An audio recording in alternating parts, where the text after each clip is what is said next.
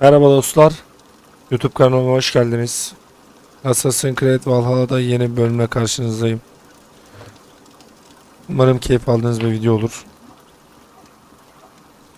Arkadaşlar en son bizim Sigurd şey oldu. Krala rehin verdik. Usul gereği. Oğlum Edwin mi kaldı lan?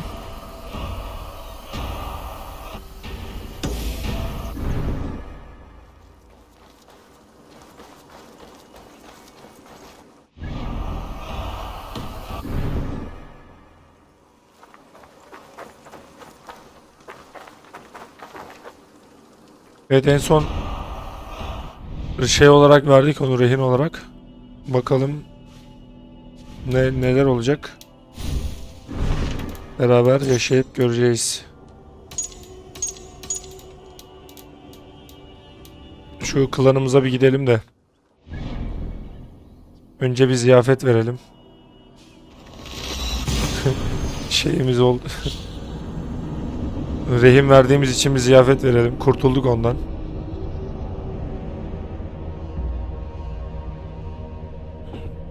Arkadaşlar zaten adam kafayı yemiş, bu saatten sonra onun bize bir faydası yok yani.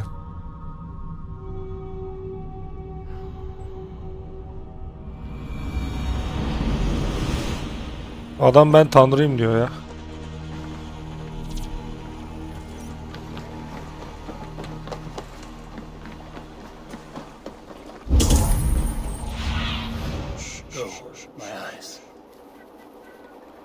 Oğlum biz hiç yağma yapmadık mı ya? Geliyoruz gidiyoruz, bir şey inşa edemiyoruz ya.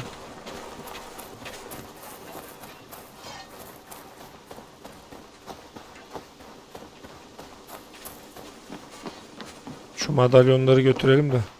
Greetings, Eivor. Again, your people impress me with your skill. The invaders barely stood a chance.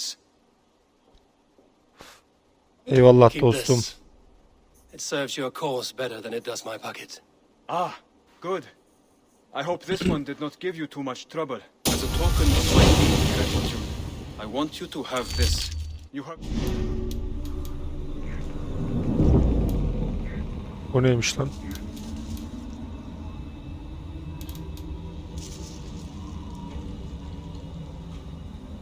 Vay. Bunu hangisiyle değiştirsek? Bunu 4 ile değiştirelim ya. 4 pek işime yaramayacak gibi benim çünkü. I have to go. Then go in peace.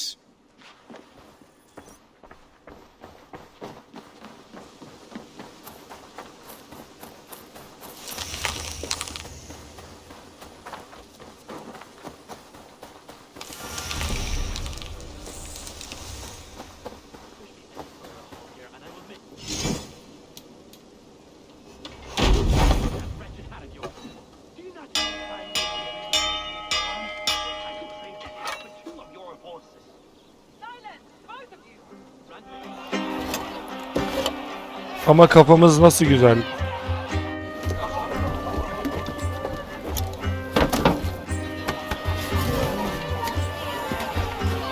Burayı daha eğlenceli bir hale getirebilirlerdi bence ya.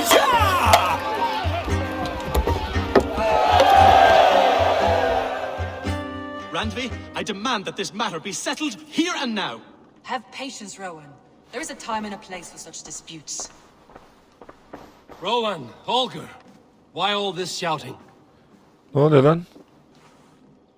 Eivor, thank Tyr. I heard shouting. Is something wrong? Holger robbed me, and I demand he be punished. Ha! Rot disappointed word. Does the deer rub the stream when she takes a drink? Does a cow rub a field when he crops on sweet grass? Eivor, this matter requires sensitive judgment. Will you? Yaparız. Of course.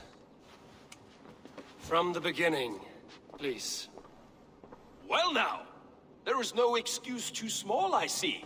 Nothing to keep you from coveting that seat, is there? In Sigurd's absence, who has better claim to oversee these disputes? You might leave them to work it out for themselves, but that would mean letting go, would it not? Ya sen bir işine baksana oğlum ya. Please start again. Tell me all that has happened. I will start. I have been falsely accused by this Saxon Philistine. A Philly what? Are you mocking me? Silence, please. I will hear both of your complaints and render a decision, awarding compensation if needed. Understood?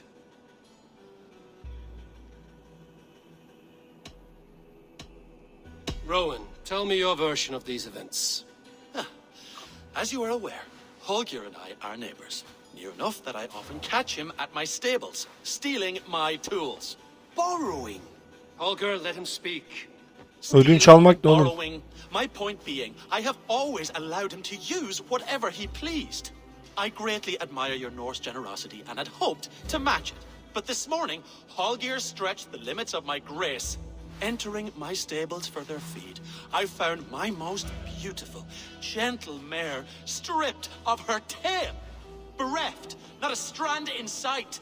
I am ashamed to say my natural suspicion drew me to Holger, and how right I was.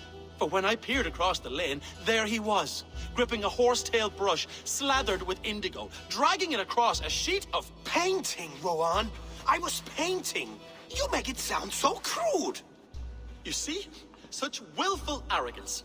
It will take ages for Ilgafur's tail to reach its former length. I demand compensation. I understand. Thank you, Rowan. Holger, let me hear your side. Eivor, you have known me as a skald for years. You have seen how my poems bring life and joy and wisdom to our people. And you know that my work requires a certain, let us say, freedom to make use of rare resources to compose my verses. Often when lacking the proper tools, I have made use of novel items. Alvis's walking stick, Tovy's inks, all were given gladly. You cut off my horse's tail to make a brush, you bleed. Rowan? As I was saying, this morning in the throes of poetic reverie, I realized that my latest piece required delicate brushwork. I could have used a frayed stick, some cloth, my hands, but no. I needed something gentler, softer. To make a perfect brush, I needed the fine hairs of a well-raised horse. And so I availed myself of a local resource. You clipped Alfgafur's tail to the rump without asking. It was early. I did not wish to wake you. Adam gayet masum ya. Thank you, Holger. I believe I understand your position. I believe I have heard enough. If you will... My horse looks like a fool, Eivor. No handsomer than a donkey now. You must do something. Do not conflate hair with beauty, Rowan. She remains radiant. Elgifur's hair will grow back in no time. Quiet, both of you. Now listen.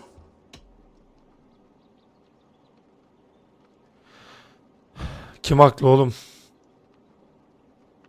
Bence bu Rowan haklı ya. Oğlum adamın atının kuyruğunu niye haber vermeden Holger, kesiyorsun? Rowan is clearly in the right. You sheared the tail from his horse without gaining permission. I borrowed the tail. Borrowed! Does the reality of regrowth not make this a victimless crime? It is a two-victim crime, Holger. Though they are unharmed, you took without asking, and that will not do. As the horse's value has diminished significantly, you will pay Rowan its market price. But the horse was not for sale. Rowan, admit it. My decision is final, Holger. Pay what you owe, and meet tomorrow as friends. And if I do, may I keep the horse? Pay the man and be done with it. Rowan, does this satisfy you? It does. Thank you, Eivor. Good. Then by Tyr's blessing, let this matter rest. We're done here. Return to your homes in peace.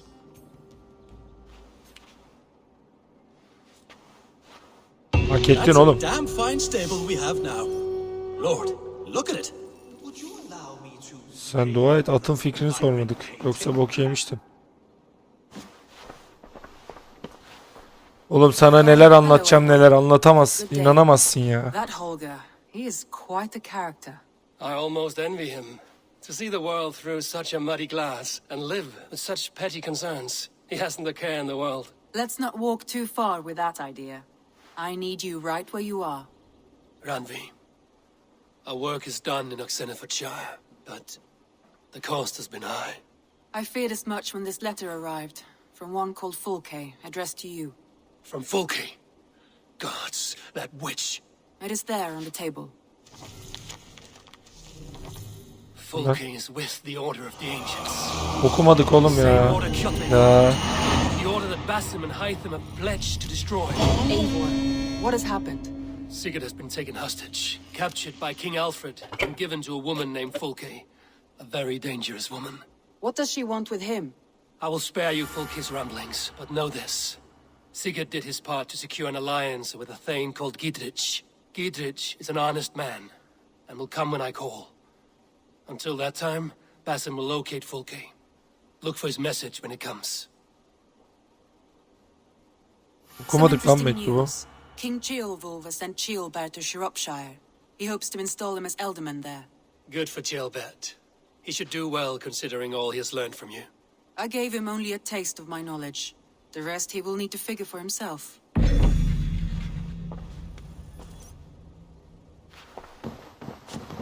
Yok mu birader şey.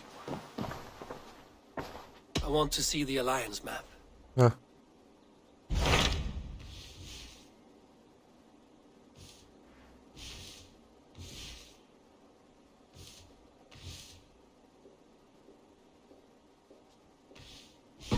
Bir dakika bekle.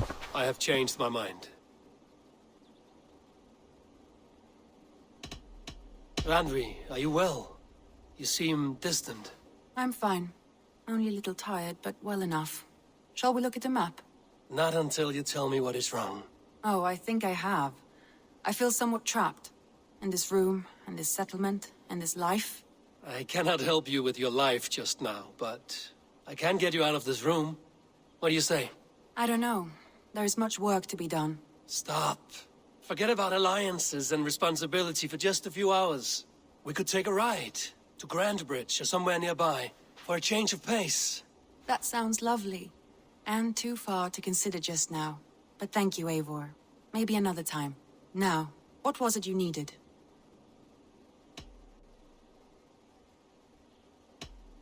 Randvi, take a break. Let us make for Grandbridgeshire and get you out of this musty room. Do you mean now? Right now? Of course. You said you were tired of all this, so why not stretch your legs and fill your lungs? I did ask, didn't I? You're right. Lead the way, Eivor. Follow me. Burası neresi lan? Kaçamak yapıyoruz ya. Ulan ne Won't take the şerefsiz ya. longship today.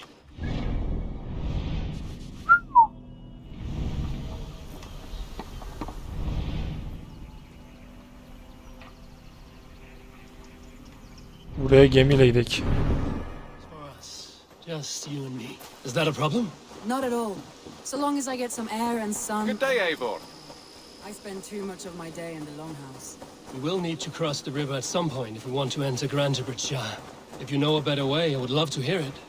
Is swimming not an option? Swimming? I don't know. Are you joking? A boat or a horse would always do, but I'm not opposed to the more traditional methods. Daha geleneksel neyle gidebiliriz oğlum? Gel lan hadi. Gel lan yüzerek gidelim. This water smells off. You get used to it. I do not wish to.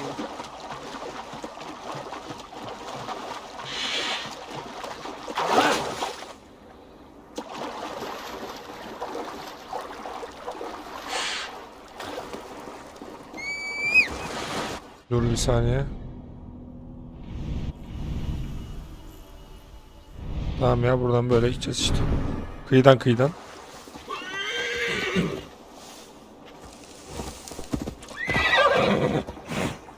Hadi.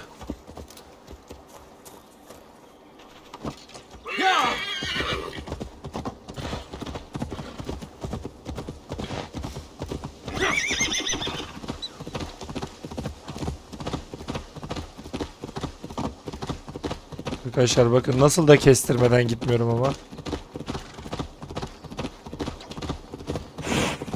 Neyse vazgeçtim. Oğlum Randvi senin yengen.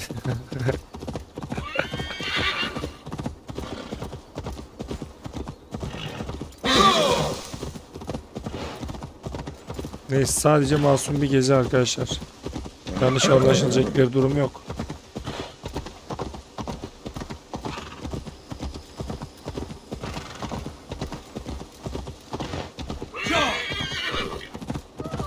Ulan harbi atla gittik ya lan. Oho. It really is lovely here. I have not been this far east of the settlement. Isn't that awful? You think safety awful? To live one's life in so small a pen. Hear stories from you and the scouts without ever venturing further. Gods, do you smell that? The earth and the air. It is good to be out here. Ya sen bize takıl hayatını yaşa be.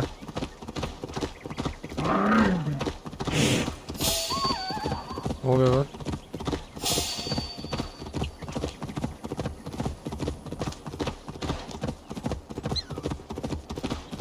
Eivor, there. What is that? This is where the Summer Army retreated when Grantebridge was lost. They seem to have resettled the city in full now. Right. I know this land so well by its map, but to see it in person brings it to stunning life. A Roman marvel. I will not soon forget this sight.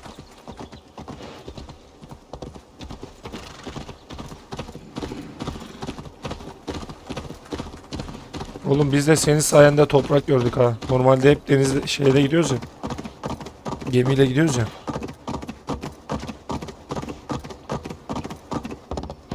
And here we are. Welcome to Grantebridge.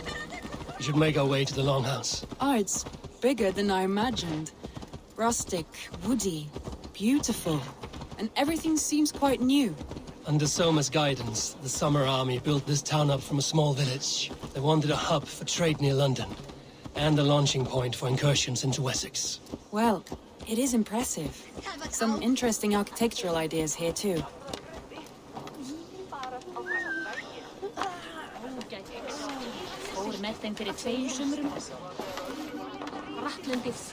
Well, is that it? It's been quite a while since I've seen your face around here. I know you, I think. One of Soma's loyal men. Magni, is it? Yeah, good memory. Good to see you again.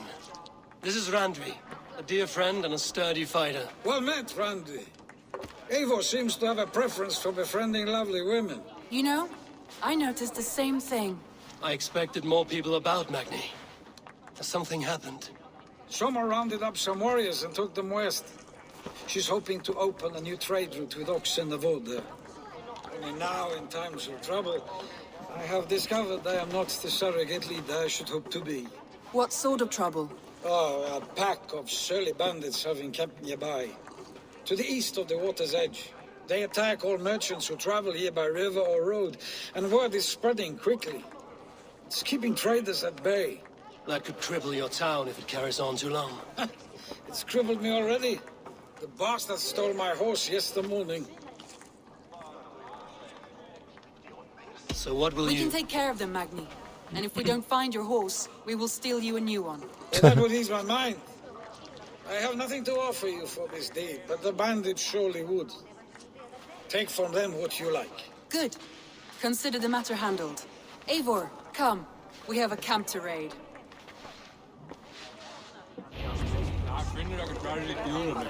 Oğlum dışarıda hüküm bende ha. Sen The hayırdır lan? bandits are camped on the river, he said. East of the water's edge. You volunteered us for a fight. Neredeymiş bu kamp? Have a pleasant ride through the country. It must be. I surprised even myself. Away from the table for a day and already you are lusting for blood. A feeling you must know well, no? I have always wanted to experience the world as you do, and now I will. Unless you have a more interesting day planned for us. We will help Magnian clear these bandits. But do not be rash when we find them. The Raven clan needs your steady hand. Yes, indeed, my lord. I shall follow your order to the letter. If I did not know any better, I would say you're teasing me. Oh, certainly not, Eivor wolf-kissed iron-fisted Drenger. I would never tease one with such commanding authority. There, the bandit camp. All right, stay close, and do as I do. Rude and look sternly at the horizon. By all means. Stretch your wings, Sunan.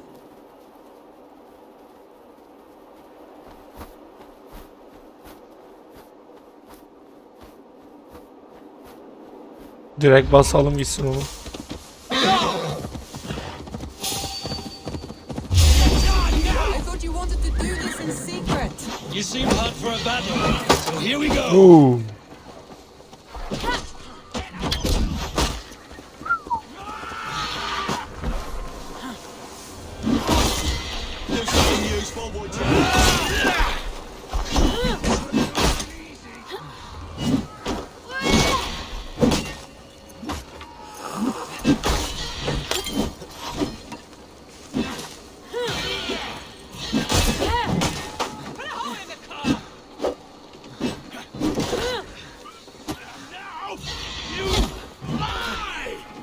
Oğlum o salak kendi adamlarına da vuruyor lan.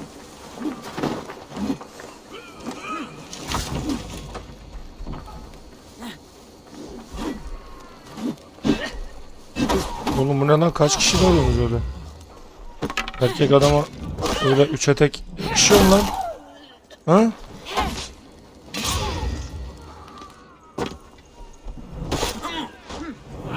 Koca kafalı seni.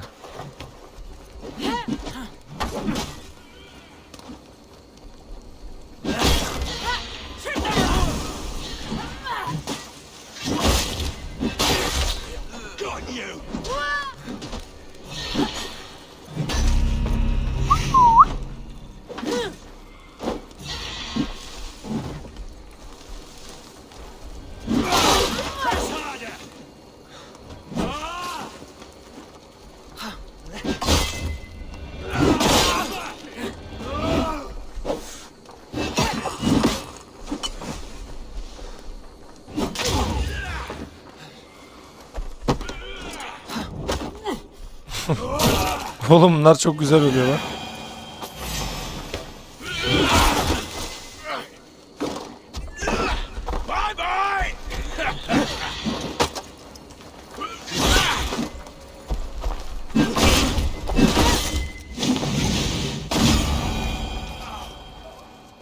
Bay bay mı diyordun sen az önce bana?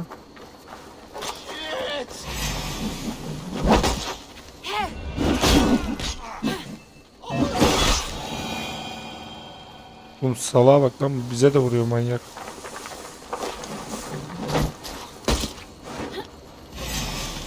Kaç kaç kaç. Now to deliver Magni's horse. Bekle lan, buraya yağmalamadan olmaz.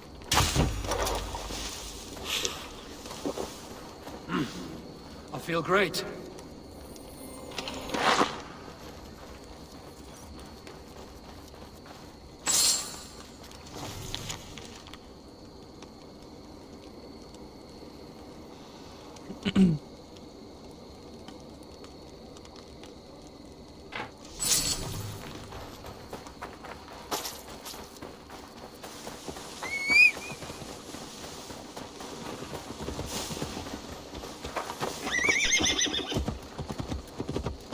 Yeah!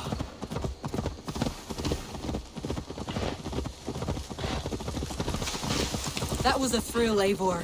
We are champions of Grantbridge. Do you know of any other towns that need liberating? You don't think we have had enough drama for one day? We should return. Ne oldu lan? You don't think we have had enough drama for one day? We should return to the settlement. Or we could have a drink to celebrate our victory. At home. Tekla has all the mead and ale we could want. Eivor, our outing has hardly begun. Find us an alehouse and let us make ourselves at home. Let's return the Hocam horse. sen hayırdır And ya? if your thirst remains, we'll look around.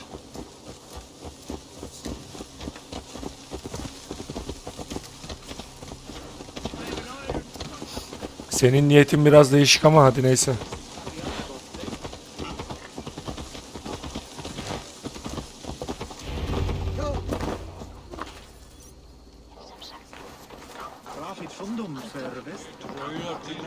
Çiğ atını getirdik. Magni, Hadi bir solved sevin. your bandit problem. Did you? Well done. And did you find my sweet mare? Your horse is outside, waiting for you. Thank the gods she is safe. And thank you, Eivor. And your friend Randvi, wherever she is. She is here somewhere.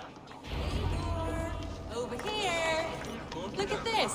Oh, someone is thirsty. Are you determined? What are you playing at? A drinking contest. You versus me. Wolf-kissed versus Table Maiden. Randvi, we can do better than Table Maiden. Mead Queen, then. All right, let us drink. Beautiful.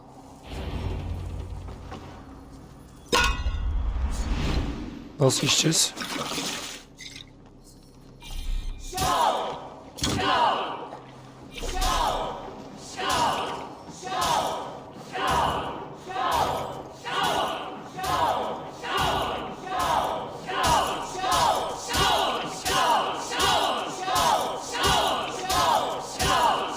Randvi! Not let him win. Başla başla. Allah seni ya. Randvi, focus. Yuh lan vallahi kadın bizden daha iyi.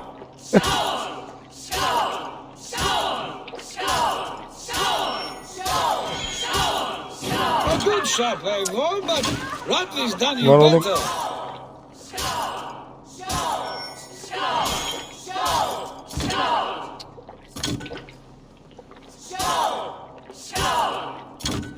Vallahi kazandı. Eivor is a beast. Bekle lan. You have my fealty, Randvi. Vallahi kazandı lan. Sağlam içiyormuş. Any more and I'll drown. Ha! I am the Mead Queen, slayer of wolves and barrels. I told you I would drink you under the table. So, are you satisfied? My head is ringing like a bell. More than satisfied. Now come, we'll ride this off and take in the air as we head home. After just one more stop. Randvi. It's a sunken tower near a waterfall, close to home. We can stop for a look, and then you are free of me.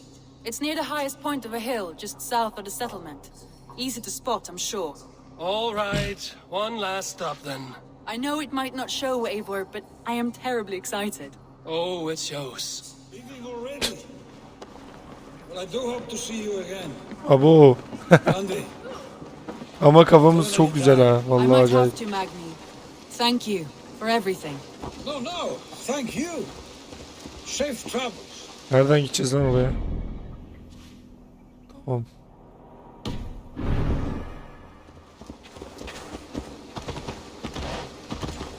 Lan vallahi sarhoş olduk ya. I think you may have punctured poor Magni's heart back there. What can I say? Not the first, and it will not be the last. I name you Randvi, slayer of bandits and breaker of hearts. I will sound it with pride. Sunniva described this tower for me. A desolate yet peaceful place. I am eager to see it. After a full day of action, finally you wish to calm down. I've had my fill of adventure. Time for a little rest.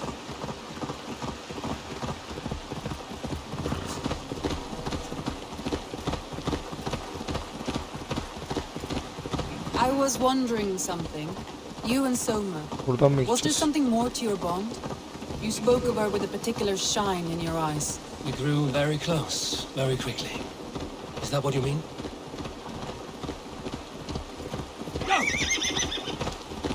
No, I mean, did something happen between you two? What sort of question is that? An innocent one. Innocent as a newborn babe. Nothing happened between us. That is my answer. I find that disappointing. If I were you, I might have tested the waters. Eivor, entangled by a hardy Jarlskona as she leads her army to victory and prosperity. A rather appealing match. I'm going to pretend your last words were taken by the wind, Randvi. If you must. Randvi, kafan iyice güzel senin. Ne dediğini bilmiyorsun ha. Look there. That must be the tower. Take the bridge.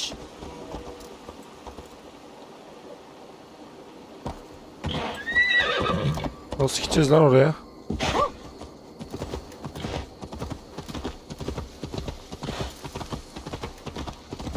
Sen bize bir hafiften yürüyorsun gibime geldi ama bakalım bu işin sonu nereye varacak? Just as beautiful as Sunniva's stories tell. Can you imagine how it looked when it was first built, hundreds of winters ago? Sometimes when looking at a map, I imagine little people in their little armies, traversing the land. And now, staring at these ruins, I imagine people of old, how they lived, never knowing what would become of their monuments. You have a fertile imagination. I want a view from the top. Shall we? Lead on.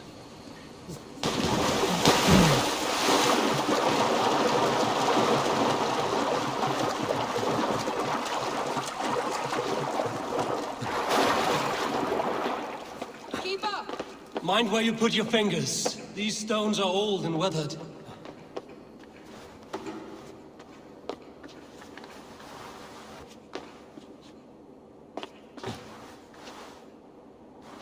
Çık lan. Bu oraya değil ya. Sığır. Ha, burada da kaybet. Geri zekalı. Sen ne salakmışsın ya.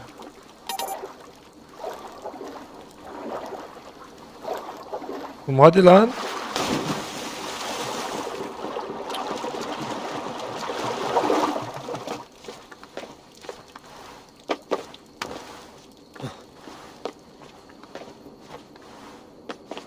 You climb well for one who folds maps. But I have raised the frames of longhouses and hammered the ribs of longships. My hands are calloused from hard work. Well, well. Look at this.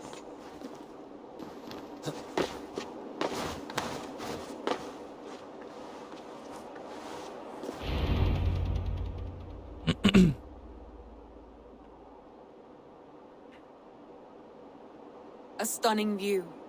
It reminds me of my early years in Norway. How I used to climb the hills beyond the wood. You have an adventurous heart. I hardly see it behind the table, but now I've watched you scale a tower in furs, soaking wet. I was rowdy in my youth. Hunting, sailing. I was a wildling of the open air before I became this staunch and stoic woman. Married off in service of peace between two clans. A noble and worthy role, but not one I had ever imagined for myself. You would have made a fine wandering warrior. A Jomsvikinger, free to come and go as she pleased. I think so too. It may be we would have sailed together over the open seas, raiding or traveling. Or faced each other on the field of battle.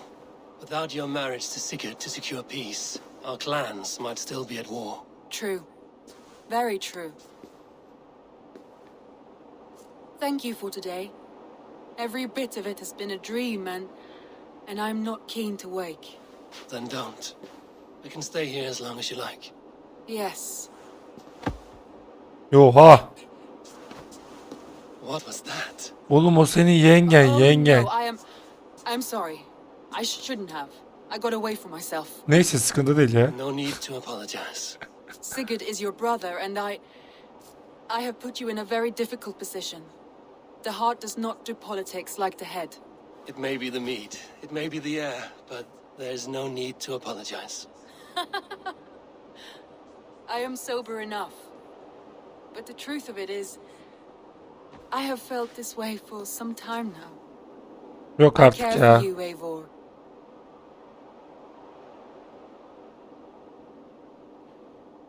Ne desek ki lan bile. Bilemedim şimdi. Yani bir erkek olarak tabii ki de oyunun başından beri karşılaştığımız bütün kadın karakterlere karşı bir zaten böyle bir şeyimiz oldu. İlgimiz oldu. Yani bana şu an kim denk gelirse yaşımız olmuş 20. O yüzden ben bu fırsatı geri kaçırmayayım. Zaten randevuda Sigurd da zaten kafayı yedi. That is comforting to hear. I have long felt the same way, but I banished the thought that this would ever happen. Many times I wished to tell you. Wished to say what was in my heart and what I desired, but duty kept me from it. Say all you like. Today has meant so much. We rode, we fought, we drank, we laughed. You showed me your world. Not in words, but deeds. Deeds are more direct than words. Şu an bir vicdan azabı çekiyorum ha. Vallahi. Lan biz ne şerefsiz adamız ya.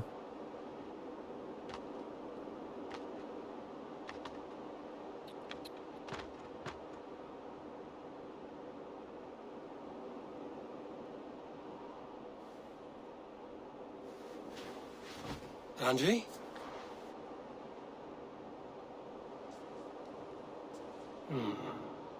Must have returned to the settlement. Utan lan utan. O senin yengen oğlum.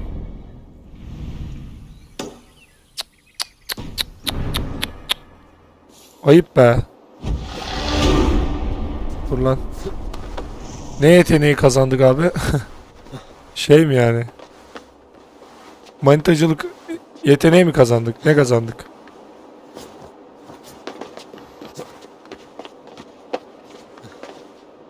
O ne lan?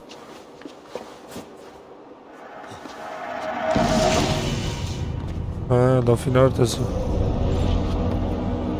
Aslında bunlara bir ara gitmek lazım ya.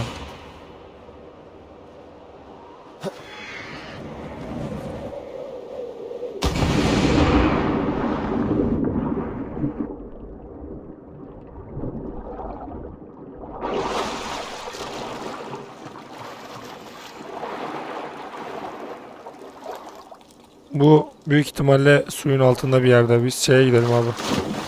Şu yerleşkemize bir gidelim.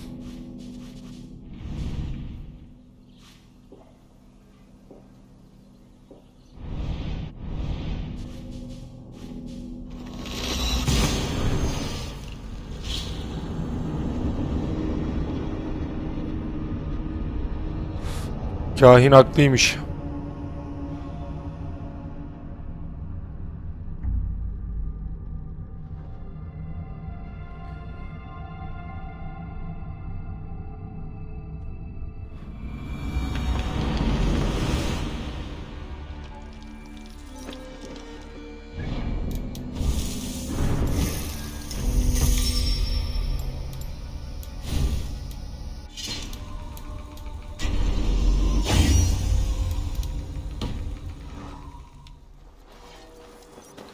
Benim için ne yapabilirsin? Ah, those invaders never stood a chance.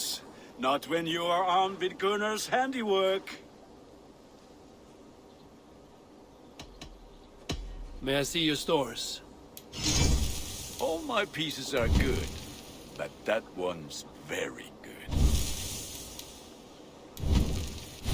Bir dur be. Look at how powerful it is now.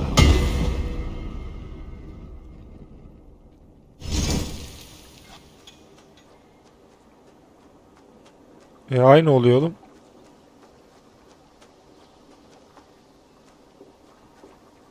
Ha, rune koyabiliyoruz.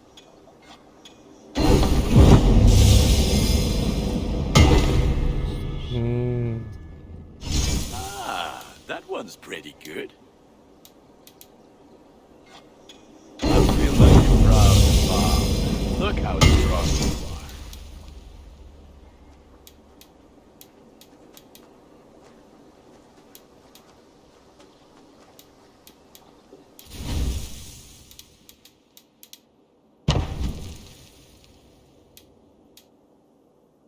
Bence böyle daha güzel. Ready for battle. Teşekkür ederim. I have to go. See you soon. May they sing of your deeds and my craftsmanship.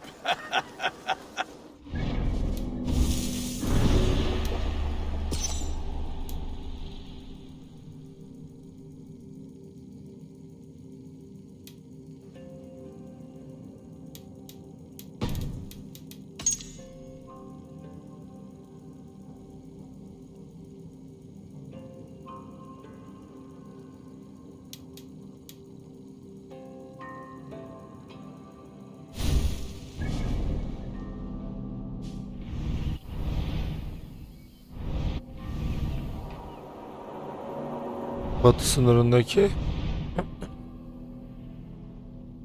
demirhanede. Burada bir şey yok ki oğlum. Neyse oralar açılınca gideriz ya. Şu ittifak haritasına bir bakalım. Bu neymiş?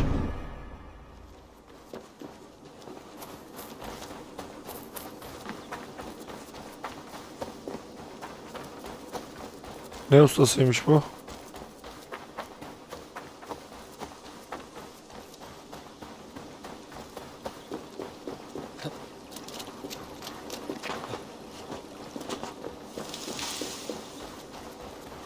Ava Wolf-Kissed, is that you? Do I know you? You Sen were too kimsin young lan? to remember me, but I stayed with your household many years ago. This is for you. The Meadhorn of Sutunga. How is this possible?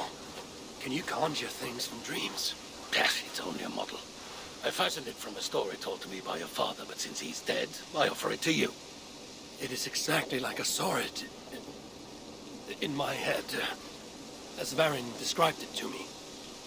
Have you made other things from stories? Only if the storyteller is very good. Your father was. He would have made a good skald. Could you do it from dreams or visions? Bring something into this world from another? Not all dreamers speak, and fewer yet speak clearly. Seers talk too much and cloud your vision with... What's this about bringing things into this world from another? More like imagining it into our world. When I have the image, its design speaks to me in a language I do not know, and yet understand. Hocam biraz sıkıyorsun gibime geldi ama. From Jotunheim. Varin described it to him. I do not like this business of trafficking in visions. But if it revives good memories of your father, there may be value in it. I will bring you a potion that will let Eivor dream and speak clearly. If you take advantage, your death will be painful. Nah, you need not go to so much trouble. You could give me the recipe. I will bring you a potion. Do not dig too deeply. We do not know the true cost of this. There will be no cost to the gods. You heard him. He does not take things from their realms. He imagines them, then crafts them. Not the cost to the gods. To you. I will get the workshop ready. Come by when you want to get started. Tamam. İşimiz bitince geliriz oğlum.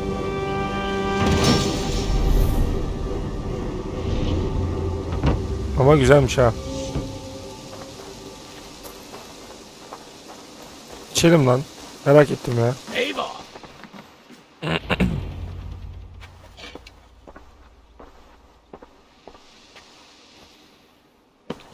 You'll be safe in my care.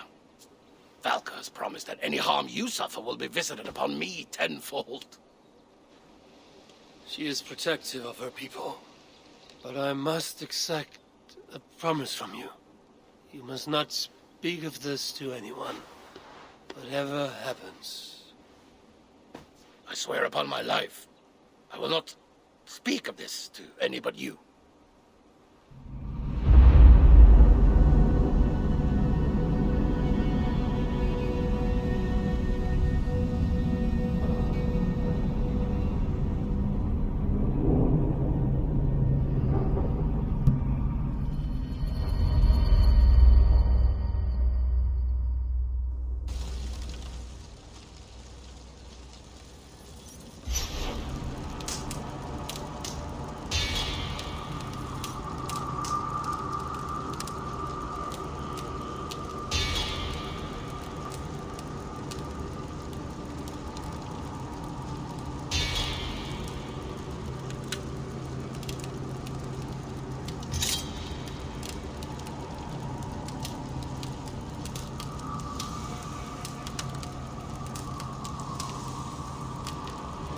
Ee,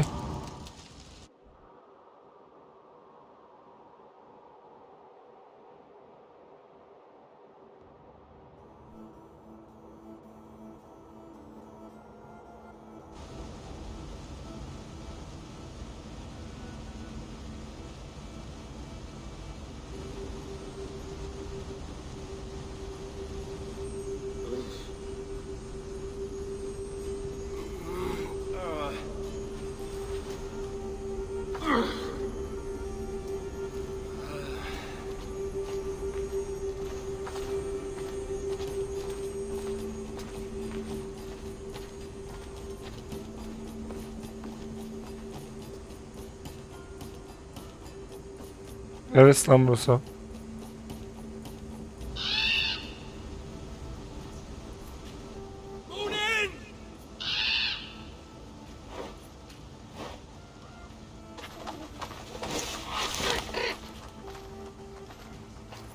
When you're near, dear Raven, my memory is sharp.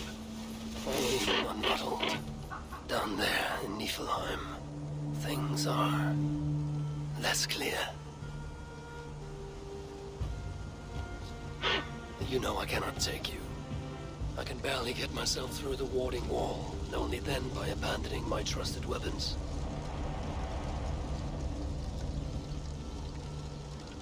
Do not sulk. I will not risk you. For who then would remind me of my purpose?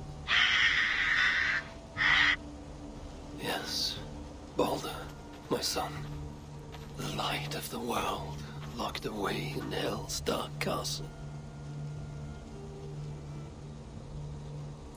Benim oğlum mu kilitliymiş orada? He was taken too soon, stolen from us. I shall not rest till I have denied destiny and brought Balder back from the dead. You're right, Moonin. If it is to be done, best it were done quickly. It is time to go to hell.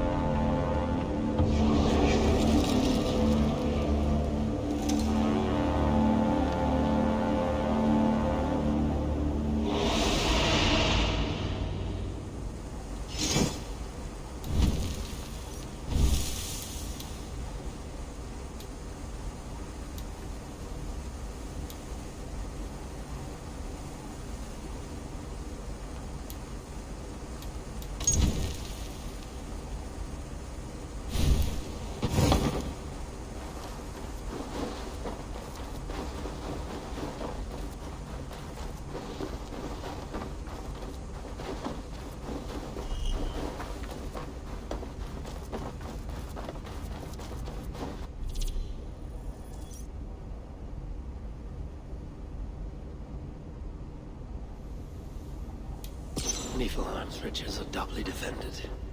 I must kill the guards before disarming the shield.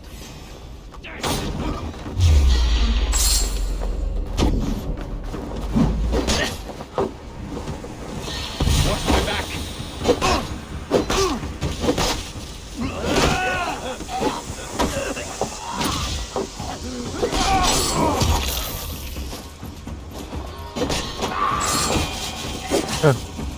Nasıl öldün lan öyle?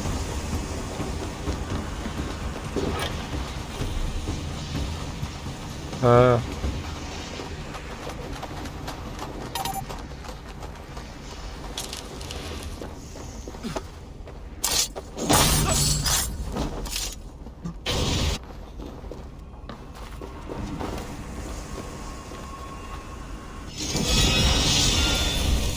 Ha. Her açtığım yerde bir rün ödülü alacağım. Hangisini seçsem ki?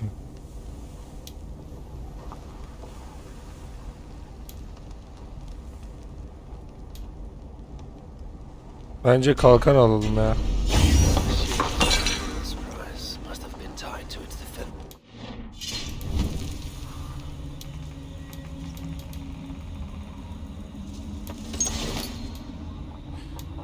Tam bu ürünler otomatik mi takılıyor?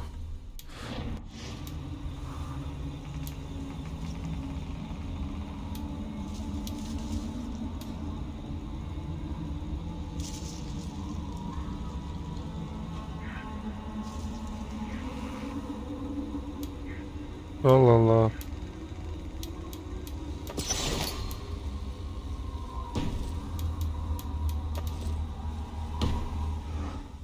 Bir saniye ya.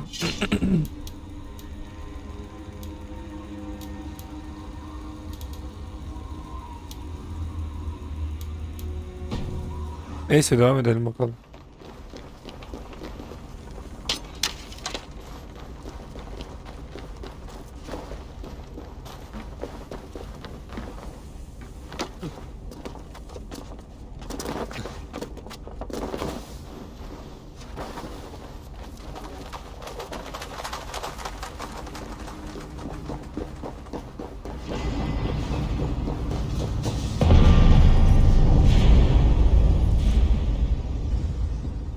No going back now.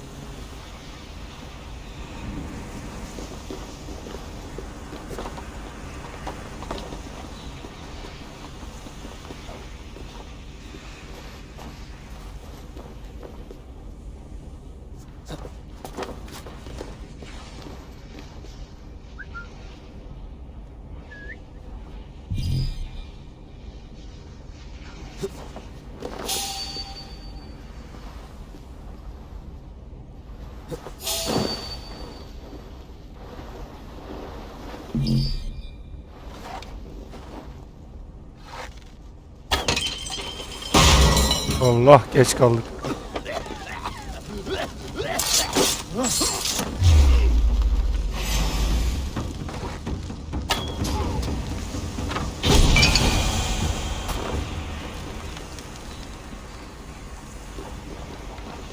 Neyse güzel. Vay güzel. Sevdim lan ben bunu.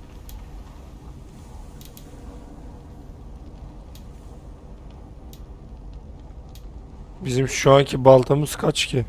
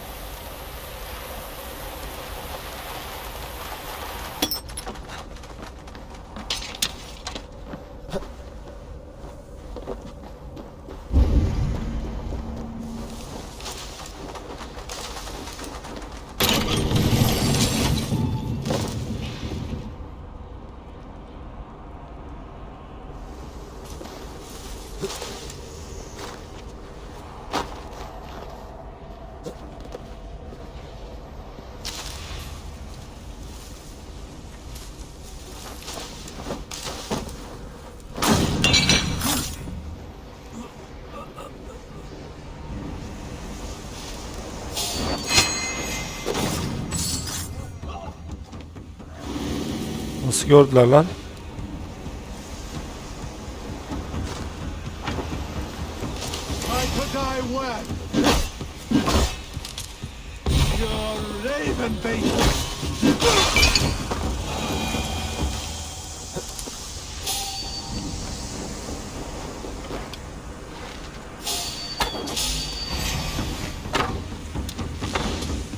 Allah Allah. Bekle lan.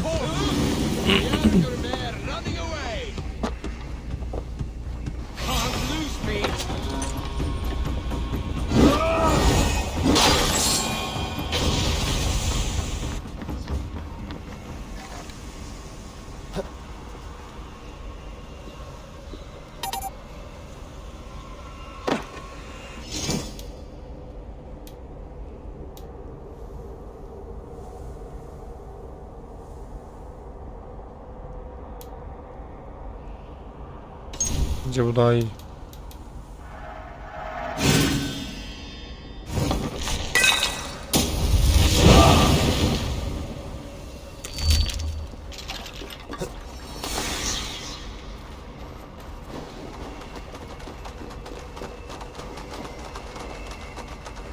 Built shrines are known to be places of healing.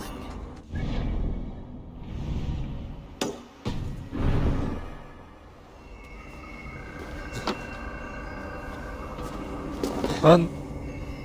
Allah dedim, aşağı düştük herhalde. Yapma böyle şeyler ya. Korkuyorsun beni.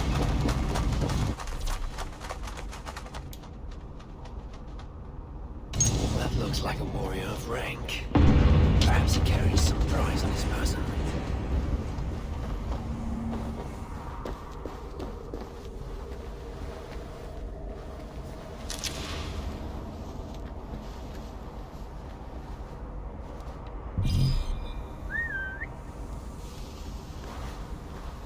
Gel lan buraya.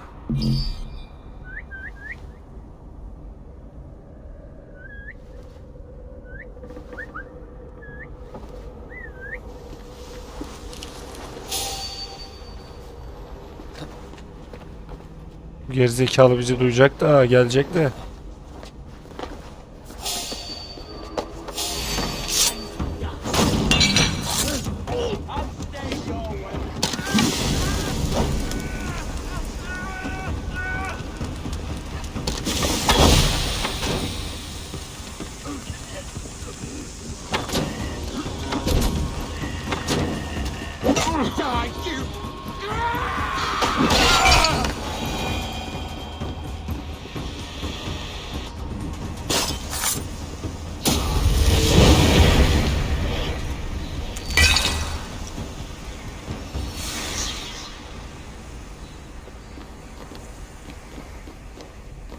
Şimdi.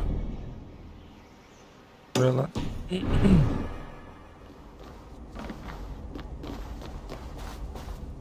Şimdi arkadaşlar girdik bir alamete, gidiyoruz kıyamete ama hadi bakalım.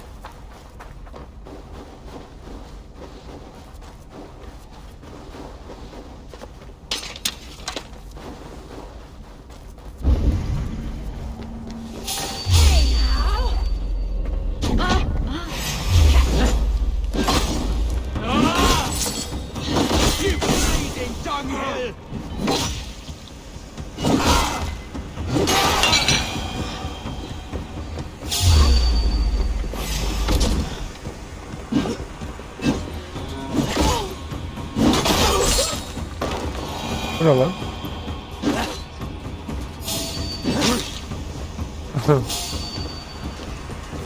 Abo, o ne lan?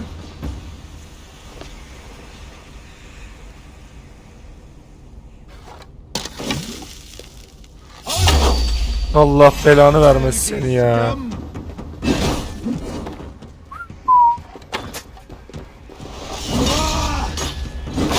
Eşim senin... Ben de korktum lan, bir şey sandım seni ha.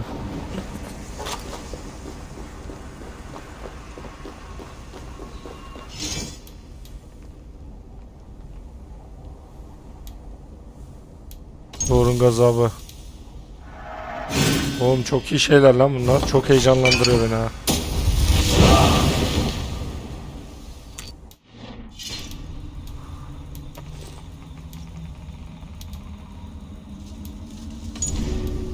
Pardon.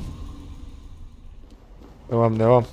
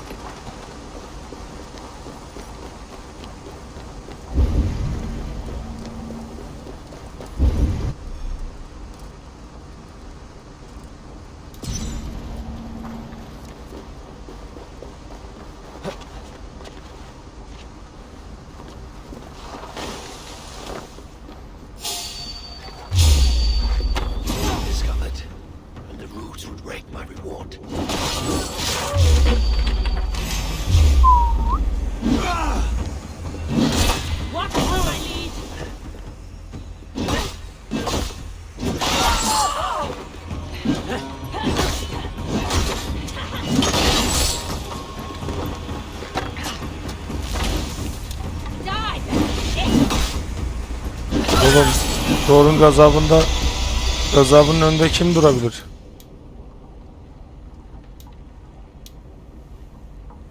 Bu neymiş?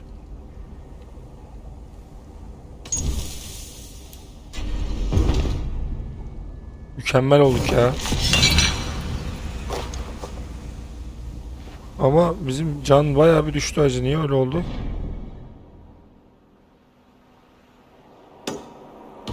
Bizim canımız yükselmesi lazım ya, böyle olmaz. Nasıl yapacağız onu?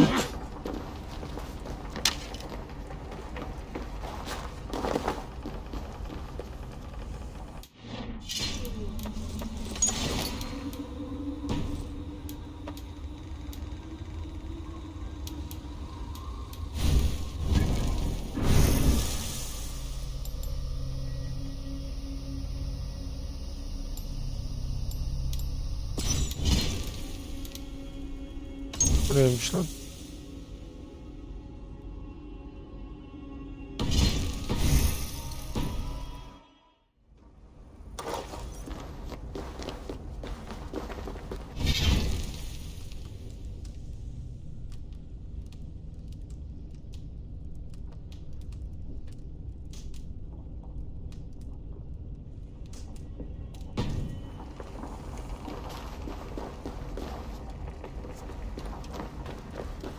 Evet arkadaşlar. Gidelim şuraya, ne olacaksa olsun ya. Bizim canımız niye fullenmiyor abi ya?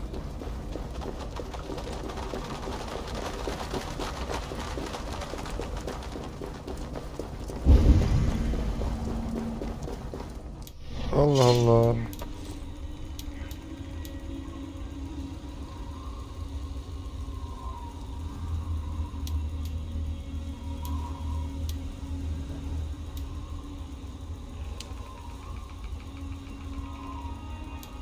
Odin'in kampı neredeymiş oğlum? Dur bakalım, şuraya bir gidelim ya.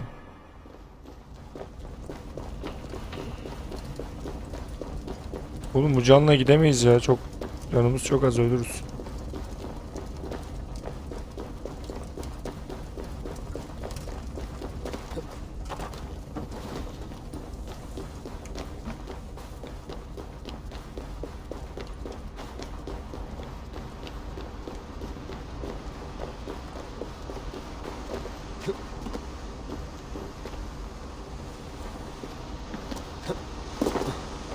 Oraya nasıl gideceğiz?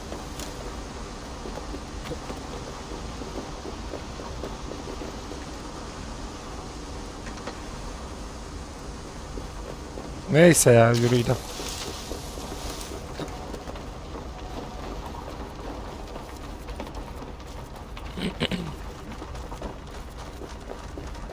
Ulan bir tane anı elde edebilmek için. Ha, burası mı lan? Heh. Bana oradan bir can ver. You carry your whole shop with you. That is quite a feat. Anything can be negotiated if you have the means, even this difficult land. Would you like to see what I have? Let us get down to business then.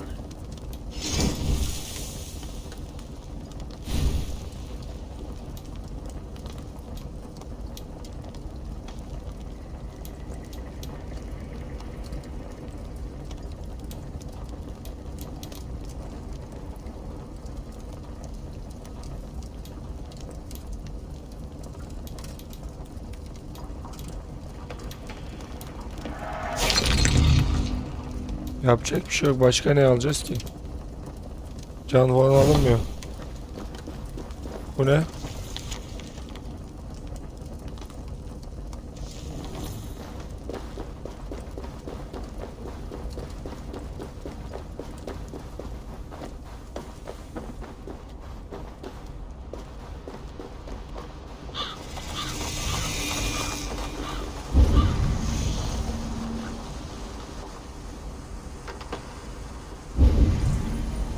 Ne oluyor lan burada? Leave, lest I make a monument of your bones. Sen kimsin lan? I granted you this realm, child, but I will unmake it if you deny me Balder.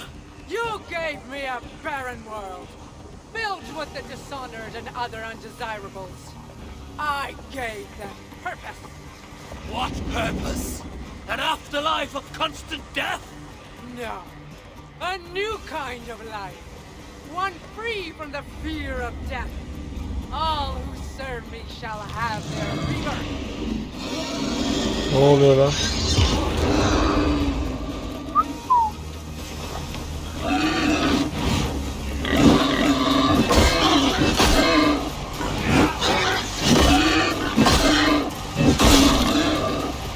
Oğlum bu bizi yiyecek.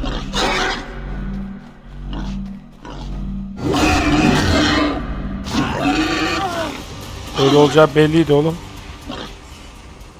Azıcık canla geldik.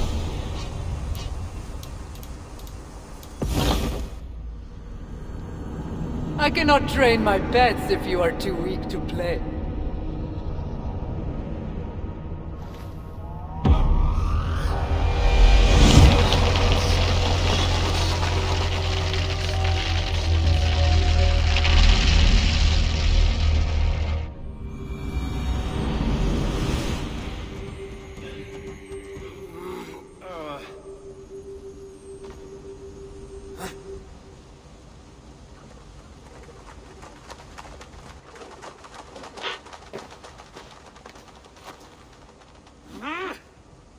You think you can keep me out? I pulled your realm out of Ymir's ass! I will send it hurtling back to the void if I have to. I do not think they can hear you, old man. Have you come to lend us aid, my son? I have news from home. War rattles the gates of Asgard while you dally in this dream of rescuing Balder. My whole life I've defied expectations by doing the unthinkable. How could I do any less when your brother's life is at stake? My stepbrother is dead. There is no life at stake. You are full of advice to all who will listen, but deaf to anyone else. Can you name anyone with more wisdom than I? Who has fought and fallen and sacrificed more than I have? No. And I hope you will understand, son, why I do not take counsel easily. So, you're going back? Back to Niflheim? As many times as it takes.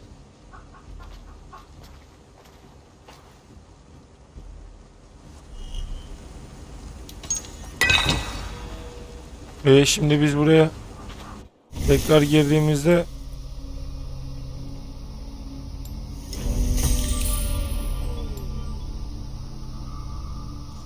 gene bir şey olacak.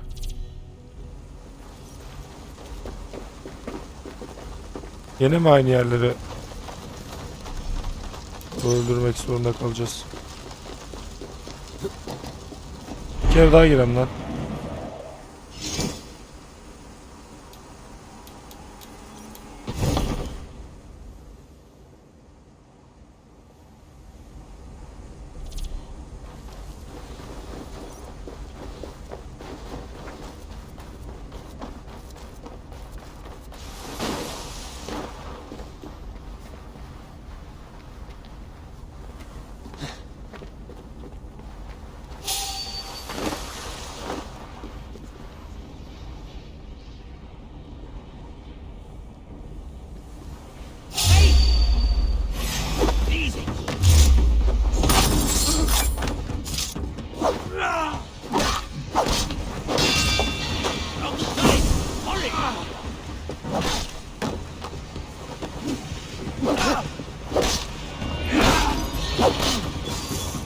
Bunlar daha da güçlendi oğlum bu sefer.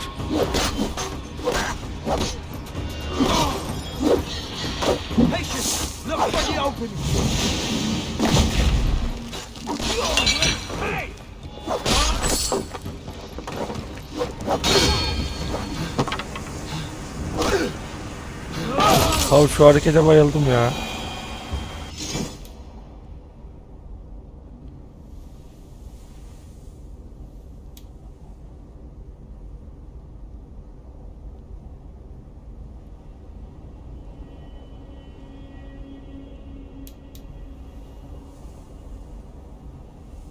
Bence bu daha güzelmiş.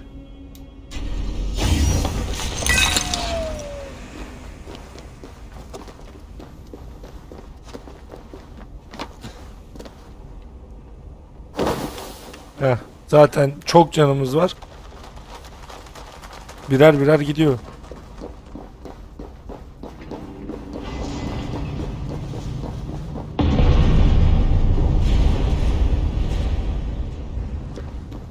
No going back now.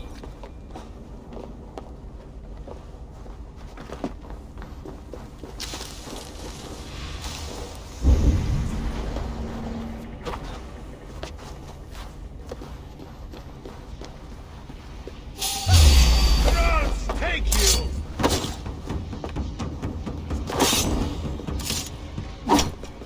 Yapma ya. Bak sen.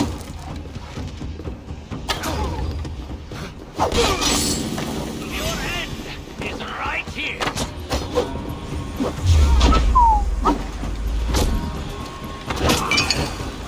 Şerefsiz.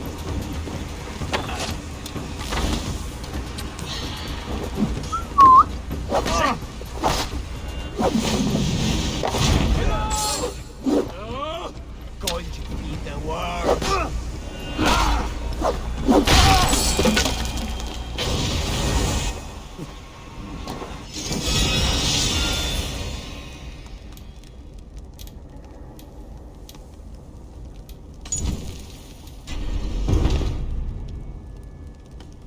Biz gene oraya sıfır canla gideceğiz.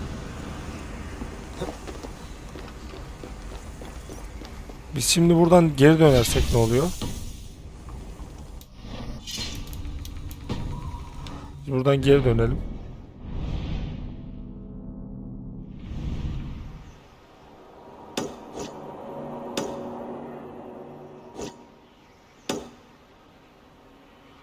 Oğlum illa ölünce mi dönüyorsun?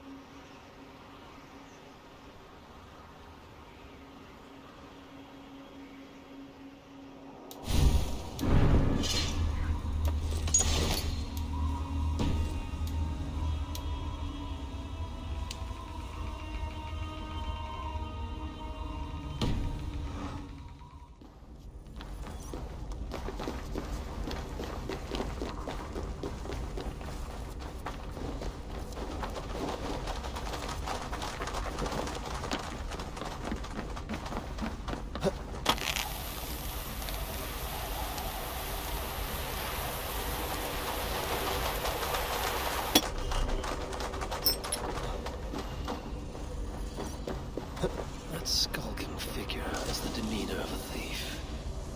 Where does it lead me to things of value?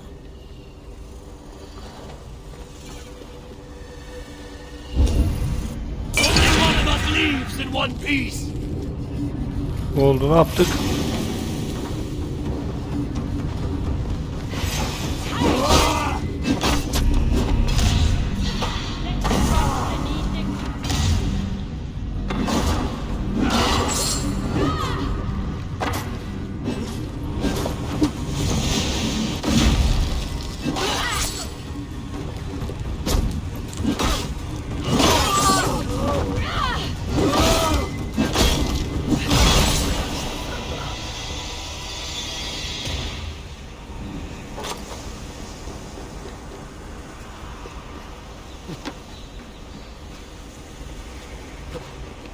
E, 11 canım var lan. I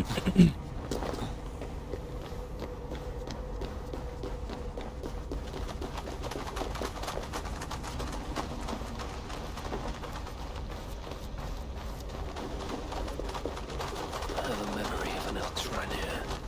What does some hellish magic muddle my wits?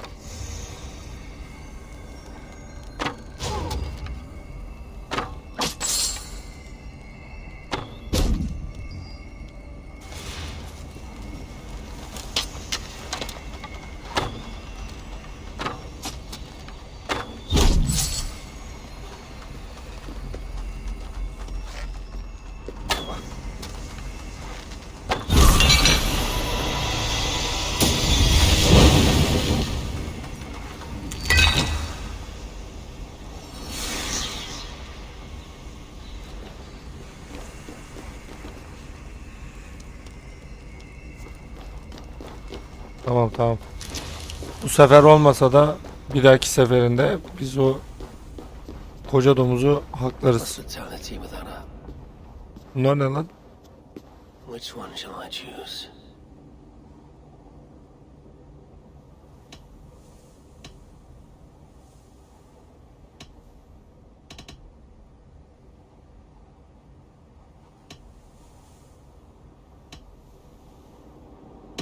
Ne lan bu?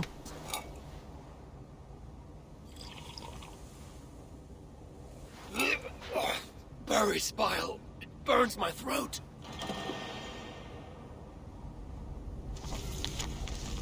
Okumadan içersen öyle olur. Geri zekalı. Wondering a visit. Generosity has its limits.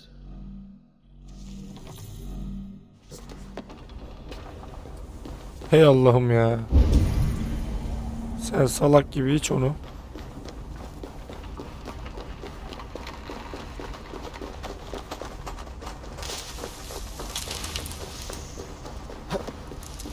Arkadaşlar ya her uyamadım.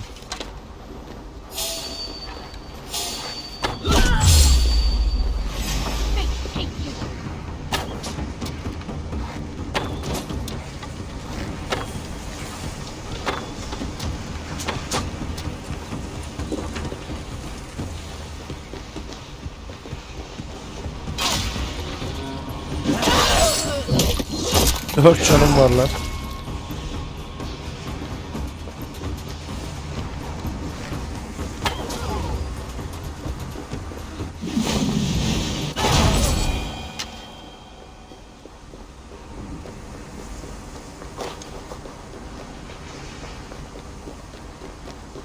Şu an 4 canım kaldı. Çok güzel ilerliyorum.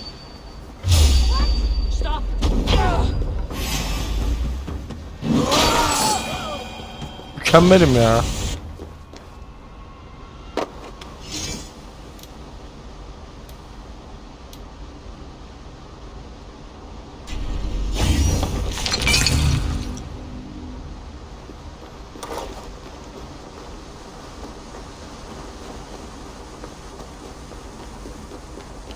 Bir de %4 canla burayı bitiriyormuşuz. Harika olur. Ama öyle bir şey imkansız olduğu için hiç ümit etmiyorum. Sadece söyledim. Şu an ne yaptığımı ben bile bilmiyorum.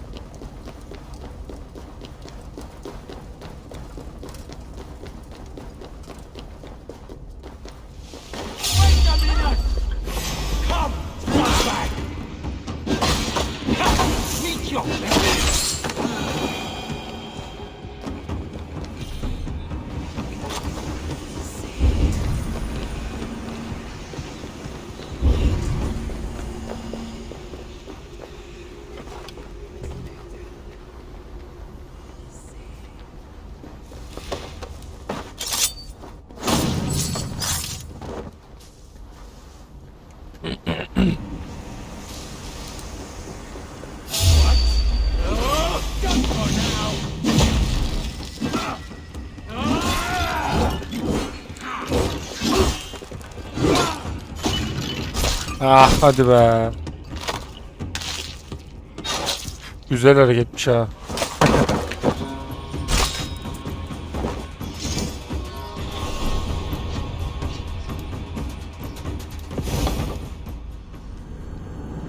That was a chilling end.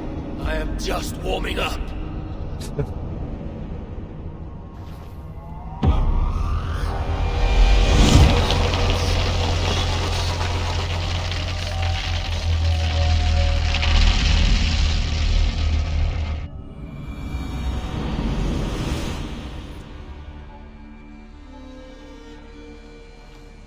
Each time you cast me out will only make me stronger. You sharpen my will like a dwarf-forged blade. I will slice you from tail to I've heard this too many times. I cannot bear it any longer. The problem with children is their utter lack of patience. How can you say that? And who needs patience? When did patience ever win a war? Almost every single time. When preparing for battle. No more of your words of wisdom. Just please, Father, release me from my oath. Oath? What oath? Ne yemiyor lan? If I tell you, I will break it. So break it if your need is so great. If you swore to be my wet nurse, to coddle me, then I free you from your bond. I swore upon the head of Jormungandr, the Midgard serpent, and the glorious death it will know at my hands. Then, tell me true. Will your words cause me to doubt my deeds? Sow suspicion in my thoughts? I cannot say. In that case, I'm sorry, son.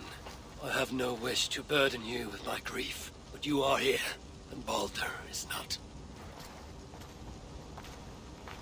I...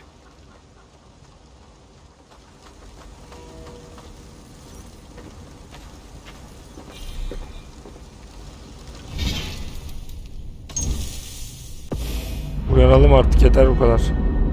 Bugünlük bu kadar yeter. Bugünlük astral seyahat yeter bu kadar bana.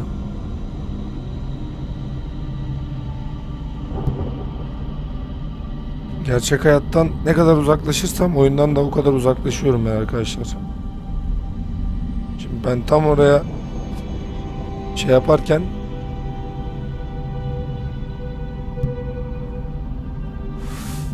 tam böyle maddi dünya beni böyle şey yaparken manevi dünyaya döndüğüm zaman oyunun böyle asıl hedefini karıştırıyorum yani. Fazlası zararlı benim için. O yüzden her bölüm bir doz. Mesela bu Asgard'a da o yüzden bir kere gittik. Bir dahaki bölümde de Asgard'a gideriz. Ondan sonra tekrar buraya geliriz. Sıra sıra, acelemiz yok. Assassin's Creed Valhalla'da zaten ben en az 70-80 bölümü bir gözden çıkardım yani. Relax. You're in Ravensthorpe, in my workshop. How do you feel? What do you remember from your dream? Very little, but I'm filled with a sense of urgency. That makes sense based on what I've heard here. But it is all in your mind. You should take a break from this now. Would you like to see what you have inspired? Let me see.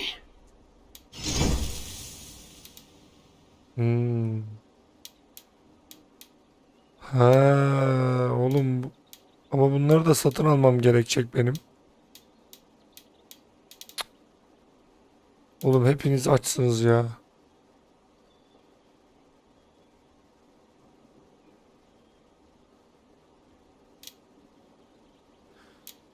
Bir kere hediye etti bana.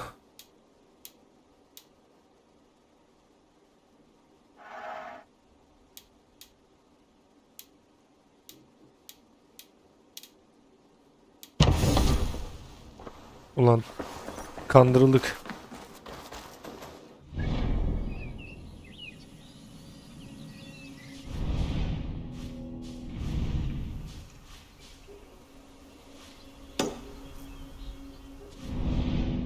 Oğlum kardeşimizin peşinden gitmemiz lazım ya. Ama ne zaman? Bir ara gideriz ya, acelesi yok. Dursun orada. Zaten hiç şeyde görmüyorum ki ben onu. Klanda görmüyorum ki. Devamlı başka yerlerde.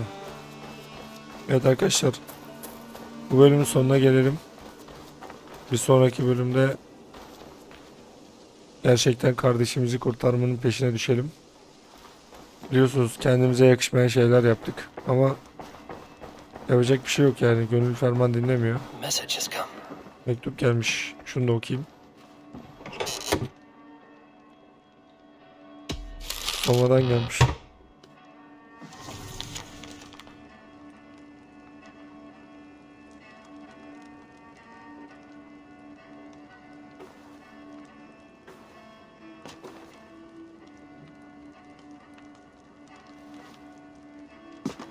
Aferin sana. Evet arkadaşlar, bir bölümün daha sonuna geldik. Bir sonraki bölümde görüşmek üzere. Kendinize çok iyi bakın. Hoşça kalın.